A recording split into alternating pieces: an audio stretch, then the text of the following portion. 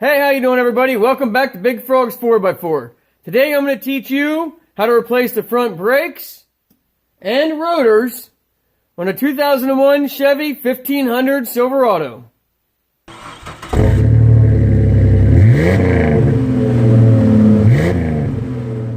Just a reminder, if you want to see the tools that we use, you'll find a link in the description down below.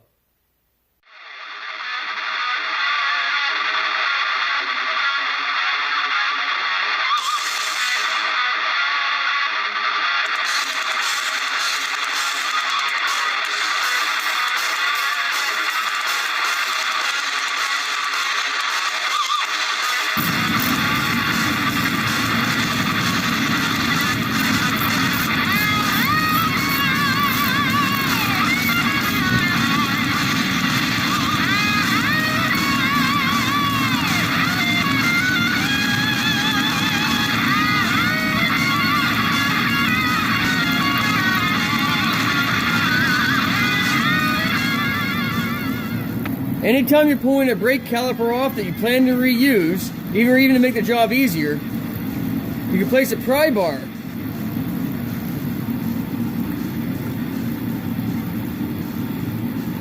Place a pry bar just inside the hole in the caliper and pull back.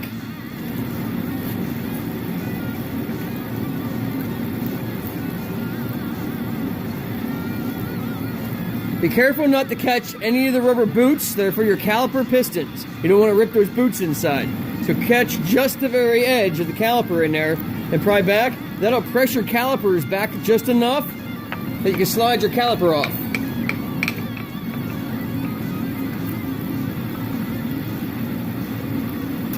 Lay it up out of the way.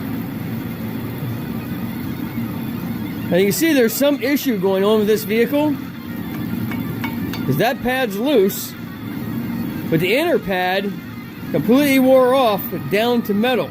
So we have metal on metal on the rotor and the pad.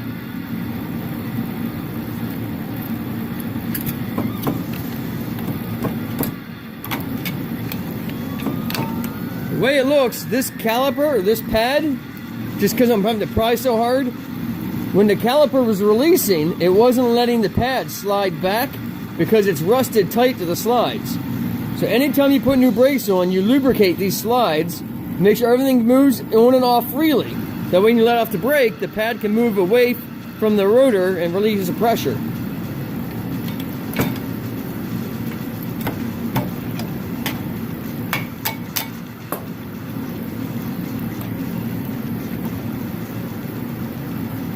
Now there's a couple of ways to compress a caliper. If you're running a dual piston, the best way to be put one of your old pads in. Put a C-clamp between the old pad and the back of the caliper and just crank it in until it presses them in.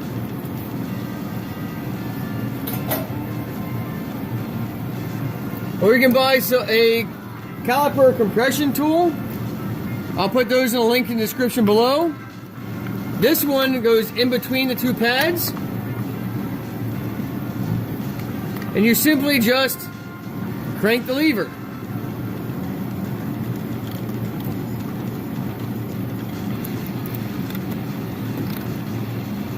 Now both pistons should press in smoothly and evenly.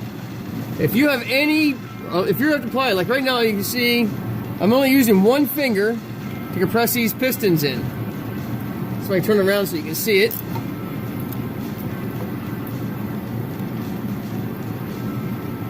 I'm not applying hardly any force. If you have to apply any kind of force to get the pistons to slide back, you have a bad piston, you have a bad caliper, you have to replace the caliper. If this is pressing unevenly, one more than the other, if you see that it's pushing too hard on the top and not the bottom or vice versa, then you have an issue with one of the pistons, and once again, you have to replace the caliper.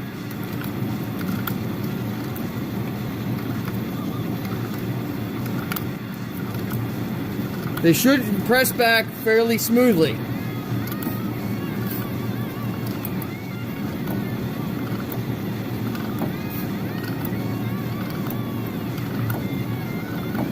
If you have a car that has 4 piston calipers, 2 pistons on each side, you almost have to have this tool, or you have to clamp one side, press the other side, and then press the other side while the clamp's on. You can't do just one side because the fluid will flow around and press the other pistons out. And once they pop out of socket, you're going to end up buying yourself a new caliper.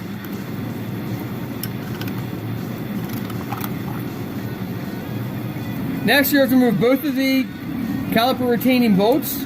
They are 18 millimeter. To do this, you're either going to want an impact gun or a large breaker bar, because these are probably going to be really tight.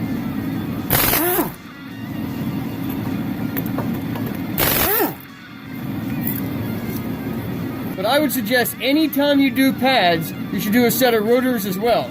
It's just cheap assurance. They're not that expensive. Just replace the rotor and the brake pads at the same time. All right, I know what you're going to say. He's got the rotor on backwards, but there's a reason for that.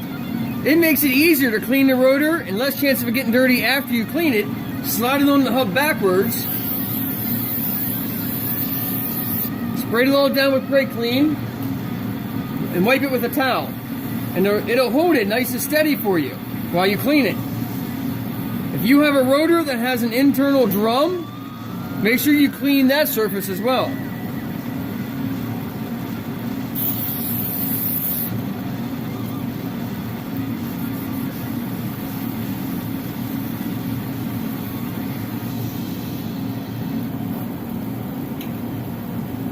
Then grab from the sides so you're not touching the face, turn it around, and now you can clean the other side.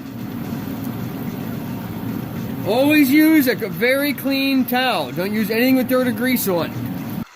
Alright, let's talk for a second about the caliper bracket and the pad slides. Buy a set of new hardware, new pad slides, if your brake pads don't come with them. If you buy a quality set of brake pads, it should come with new slides. Make sure that you pop these off. Usually use a screwdriver or a small pry bar or something. You can get these off. And you'll see there's a lot of rust that can build up underneath here.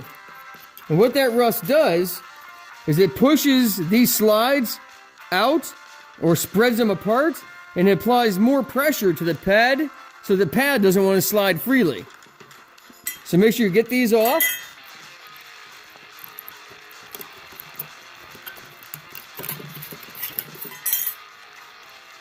Now you're going to want to go through with sandpaper or a file or something and clean all this off. That way you get all that rust off. Then you're going to apply some lubricant like this Ceramic Extreme Brake Parts Lubricant. If your brake pads don't have a quiet backing to help prevent squeal, then you want to apply some of this to the back of your brake pads.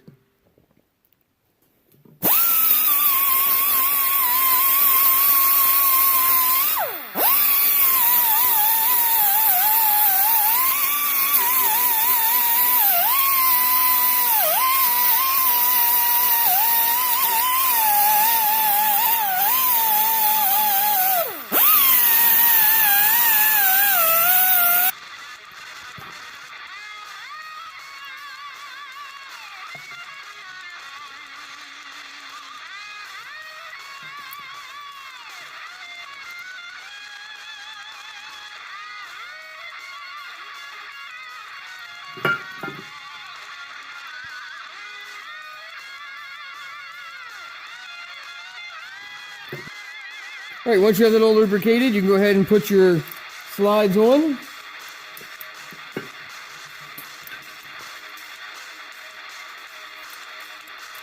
There is a proper side to each one, so make sure you put the right one in the right place. You can't remember how you take things apart? Use your phone. Almost everyone has a smartphone nowadays. If you're watching this, you're probably on a smartphone. Take a picture of everything before you take it apart so you remember how it all goes back together. And then lubricate this all as well. And it's easier to do this before you put it on the vehicle. That way you don't get this lubricant all over your rotors when you're trying to lubricate the slides.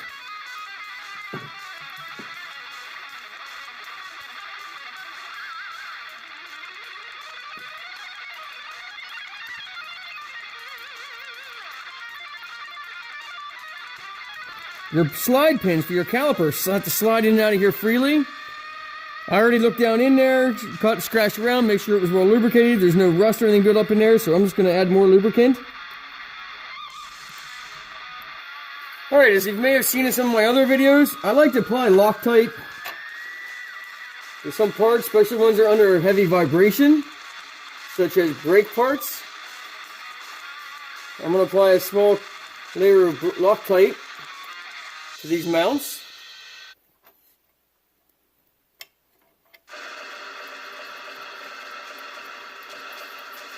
Be sure to check your Torx specifications online or get a pan manual of some kind and make sure these are torqued properly to spec. Now, brake pad tip. As the wheel's spinning this way around, it's coming on this particular setup because the caliper is in the back. The wheel is coming up this way. You want to make sure that the rotor is spinning towards your pad. If it's going the other way, it'll catch these little things and snap them right off. So you want to make sure that it's running this direction. So on the Chevy, you want these, both of the pads have them on the down position. Once you have these pads on, they should move freely in these slides. If they're tight at all, you can take them off, clean this up more. You may have to remove some paint from the new brake pads, because sometimes when they get coated from the factory, they get too much coating on, so the paint won't let them slide, but most likely you have too much rust still built up underneath here, or you didn't get all the rust off. So make sure you get it all clean, and make sure the pads slide in and out freely.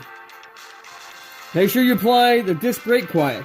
This has material backing on the back, but it doesn't look like it's a real quiet material like some pads have, so I'm going to put some disc brake quiet on it.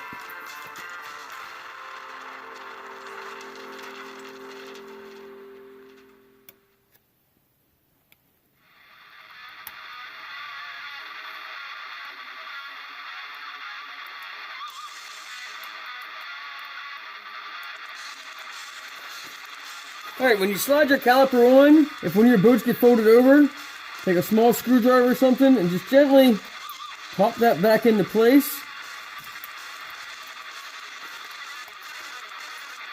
Now you can slide your pins back in.